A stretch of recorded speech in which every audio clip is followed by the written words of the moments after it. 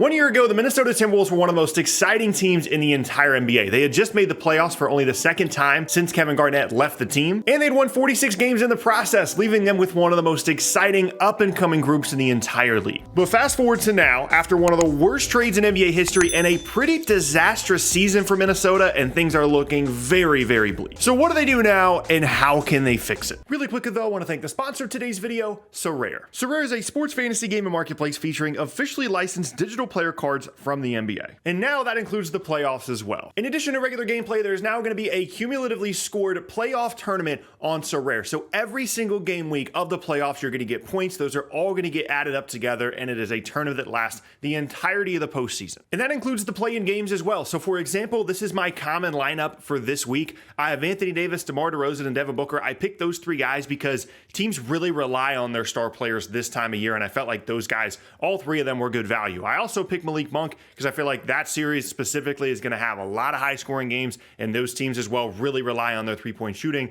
And then Larry Nance was just good value to get under that points cap that you have to get under on SoRare. And if you want to participate in this tournament, you got to make sure that you set your game lineup every single week because it is total points scored throughout the entirety of the postseason. So make sure every single game week of the playoffs, you're getting on SoRare and you're setting your lineup. So right now, to participate in this tournament that lasts all postseason long, you can click the link down in the description to join SoRare. You can go to SoRare.com to set your lineup as well as check out the terms and game rules for every single week. And thank you again to SoRare for sponsoring this video. Let's first talk about Minnesota's season overall because I don't want to be overly dramatic here. If Karl-Anthony Towns was healthier throughout the season, things easily could have looked much better. They could have been right at that same record that they had the year before, around 46, 47 wins. And in the crowded Western Conference this season, that can change your standing pretty dramatically. They wouldn't have been a play-in team. They would have been like a top 5 seed in the West had Cat played more games and had they won a few more games added to their record. Now, all that sounds great, but ideally, when you trade away most of your future to bring in someone like Rudy Gobert, the concept is you're going to elevate your team. You're going to go to a different level. You're going to potentially be a championship contender, and 46 wins would be the absolute baseline that you would be expecting from your new team after trading away all those assets, and that is the core of the problem in Minnesota. Now, is it possible that we just didn't get a good enough look at Minnesota this year, and if they were fully healthy, if Cat had played more and they had more time to integrate Gobert and Cat together, that they could have been a better team, and this trade could have actually elevated their roster? Is that a possibility? Yes, but it's a very small one, and more realistically, they've completely altered and changed their roster in a negative way, potentially in an irreversible way as well. And that is the legacy of this year's Minnesota Timberwolves, as well as the Rudy Gobert trade as a whole. You made a move that was meant to elevate your team, and not only didn't do that, but you could argue in certain ways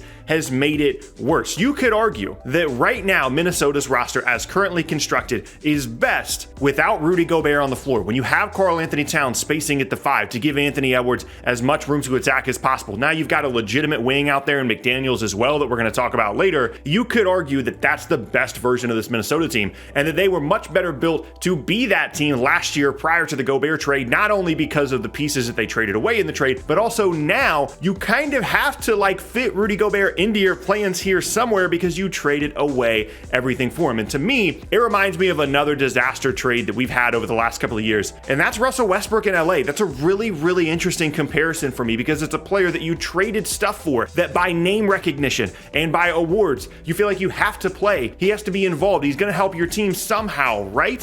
When in reality, it's probably the situation now is probably that this guy's just a bench guy. Like, he's not even a starting level player. He doesn't fit with your roster, and he needs to be like a 20 to 25 minute guy off the bench. And that's what Russ turned into before they traded him away and all of a sudden got way better. And that might be the situation that Minnesota's looking at right now. However, there is still a shining light in all of this, and that, of course, is Anthony Edwards. Yes, it hurts to trade away Kessler and Vanderbilt and all those first round picks and lower the ceiling of your team in the long term, but you didn't get rid of Anthony Edwards, and he is still incredible and unbelievable, and a guy that looks like he's going to be an all-NBA caliber player for years and years and years in Minnesota. Still has room to grow, still has room to improve, but he can play well on both ends of the floor. They really prioritized him even more offensively this year by trading away D'Angelo Russell. His fit alongside a little bit more of a veteran point guard kind of player, Mike Conley, has looked really, really good. And even as disastrous as the Gobert trade is, even as limited as some of their assets do look, you still have Anthony Edwards, in addition to some other guys on the roster that are also pretty good. Okay, so how do they try and fix this. First things first, I think you have to at least try. You have to attempt. You have to make some phone calls on trading Rudy Gobert. I think it's unlikely at this point that there's another team around the league that's going to want to trade for the guy that's making $120 million over the next 3 seasons and is aging and getting worse and clearly had plenty of issues in Minnesota this year. I think it's unlikely. However, this might end up being like an addition by subtraction kind of situation. Again, I go back to that Westbrook example. Things changed dramatically for the Lakers when they got rid of Westbrook and then also brought in like some usable players. But sometimes you just need to move on from a guy. I think that's what happened in Utah, by the way, and it might be happening now in Minnesota as well. The problem is it's hard to be the second team that does that. Utah kind of got to surprise the rest of the league with how limited Gobert's actual value was. There's no surprises now with Minnesota. It's hard to even find a team that would think about bringing in Gobert at a non-premium position as a 5-man, but you have to at least try and make some calls. And even if that trade is for low value, you could make the argument that it's better to just cut your losses now, but more than likely, you're going to have to keep Gobert. You're going to have to figure out a way to make this work, and there are still plenty of positives for this team. This can still, even with Gobert on the roster, this can still be a 50-win team. You've got improvement from Anthony Edwards. Karl Anthony Towns, if he's healthier going forward, should be an incredible asset for you, someone that works really well with Edwards,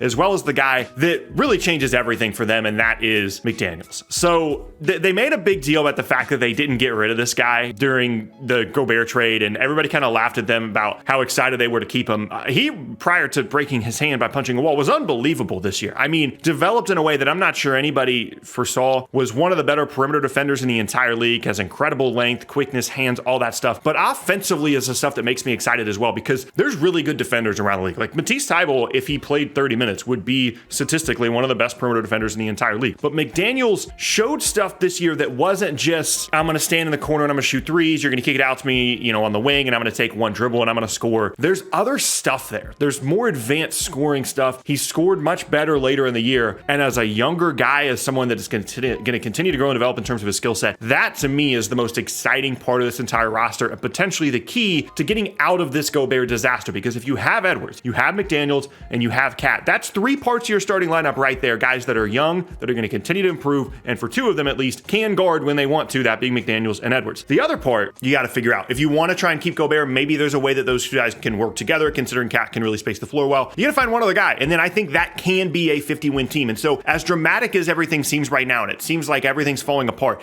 you do still have a pretty bright future here. You've just completely ruined a lot of it by getting Gobert last offseason, which is something we've talked about a ton of times throughout the season and even going back even further than that. But here's the bottom line for Minnesota. This is the reality of their situation right now. You took your swing and you missed. You missed by as big of a margin as pretty much any team in the history of the league has ever missed when you're taking a potential championship level swing. This roster, as currently constructed, does not have championship upside or potential unless there is a massive leap from your 3 core guys, those being Edwards, Cat, and McDaniels. Unless those guys become the second coming of Durant, Harden, and Westbrook, there's no championship upside for your roster. And what makes it all even worse is every single asset you could possibly use to try and improve the roster is all put together in the Rudy Gobert package that you're just not really going to be able to get any value out of. You can still be good. You can still be relevant. You can win 48 to 50 games if you choose to continue to go down on this path. But without trading away Edwards, Towns, or McDaniels, you're not going to be going anywhere in the near future because of the decision that you made to bring in Rudy Gobert. And